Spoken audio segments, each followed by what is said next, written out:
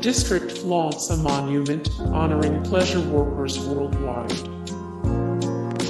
In 2007, a statue titled Belle was unveiled in heart of Amsterdam's naughty district, in a tribute to pleasure workers worldwide. Belle depicts a full-breasted woman standing in what one reads as a position of power, legs braced sturdily and elbows akimbo. On the statue, a plaque reads, in English, "Respect pleasure workers all over the world." At the time, the monument was the first of its kind worldwide, and was the idea of a former worker, Mariska Major, who also happens to run the Information Center for Working Women and Men located in the same square. Major commented the statue is meant to honor and pay tribute to the millions of people around the world who earn their money through pleasure work. However, not everyone seems to be very pleased with Major's contribution to the neighborhood. She was reportedly physically assaulted prior to the unveiling by an elderly woman from the neighborhood who thought it a disgrace. Amsterdam's district originally also housed monks and cripples hoping to be cured. Adding to the history of Amsterdam's pleasure district is the fact that, back when Amsterdam was a young city, Cathouses mostly shared streets and alleyways with monasteries and their appropriate crowds. One only needs to read the street signs to understand just how religious this area initially was. Some prominent streets within the district are Jeep Zonder End and Monnikstraat. The former translates to prayer with no end street, and the second is Munch Street. There were multiple monasteries located here, hence the name, and adjacent was Bloedstraat, or Blood Street. Additionally, there was Cripples or Cripple Alley, where crippled people congregated, hoping to be cured by some divine miracle. The city's plan to clean up the district has displaced many workers. Gentrification tends to leave at least one community disadvantaged, and in the case of the Dutch government's Project 1012 referencing the postal code of the targeted area, it's largely the community of pleasure workers who make their living in Amsterdam's naughty district.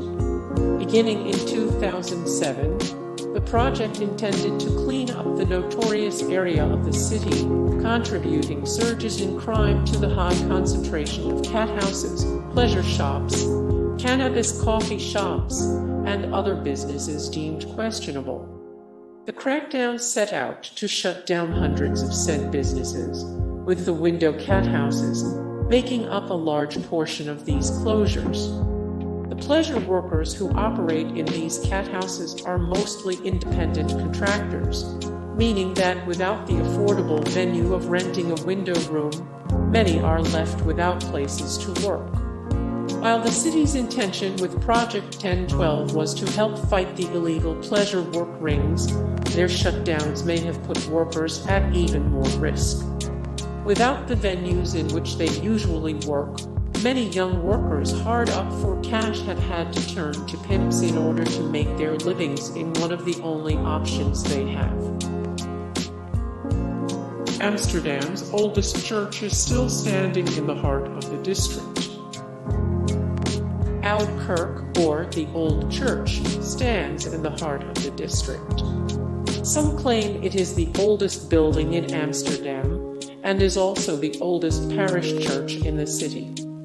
Founded in 1213, the church has a fairly illustrious history. Rembrandt had all of his children baptized here, and is still used today for religious and cultural practices.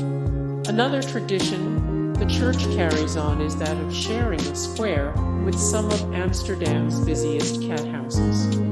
Today, window workers put on a show while parishioners make their way in and out, fulfilling their daily duties. Pleasure workers in Amsterdam have a union and police protection.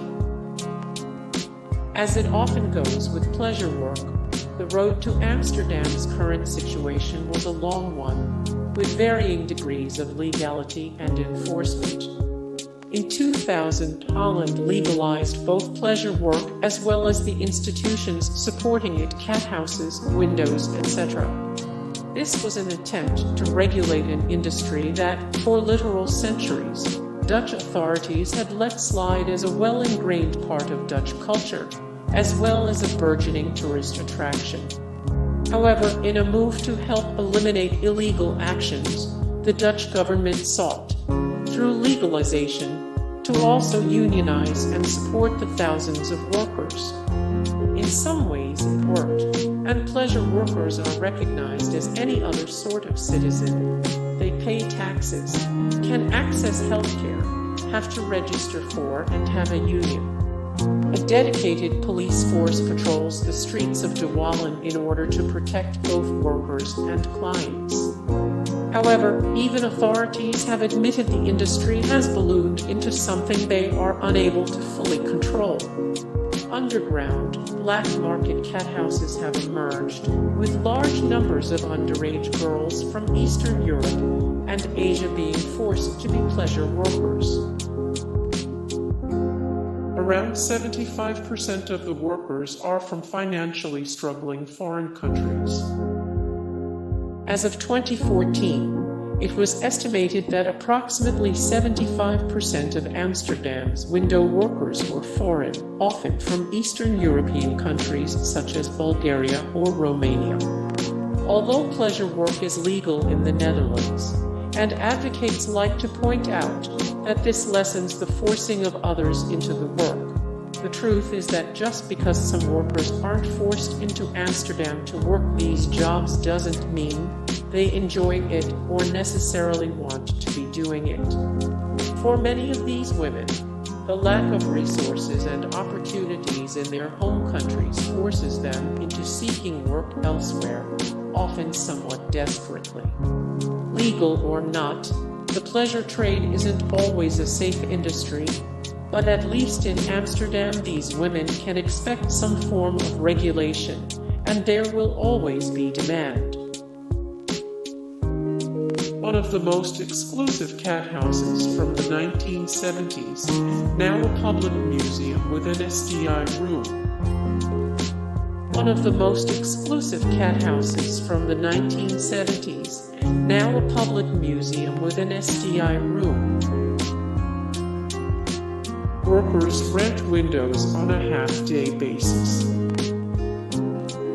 Workers rent windows on a half-day basis. Napoleon briefly ruled Holland, and he was the first to implement mandatory health checks for workers. The Dutch euphemistically refer to the district as de Wallen, the wall. The origins of the famous term are disputed, but it's most likely not from Amsterdam. Although Amsterdam's district is easily the most famous in the world, the truth seems to point toward the term originating elsewhere. One of the more popular theories goes back to old railroad days in America, in which railway workers would wander off to find some female entertainment, bringing with them a red lantern they would hang outside the door. Their jobs entailed that they be reachable at any moment, and so the lantern would let their employers know where they were in the case they were urgently needed. Today, nearly every major city has an area that is referred to as the district by the same name of Amsterdam's, signifying a concentration of cathouses. The infamous windows emerged in the 1930s as workers weren't allowed to entice from the doorway. The infamous windows emerged in the 1930s as workers weren't allowed to entice from the doorway. There are approximately 250 windows where visitors can shop, plus hundreds of mature shows. Hey guys, thank you so much for the support and likes and comments down below, and also thank you so much for watching, and I look forward to see you in the next video. Then take care, bye.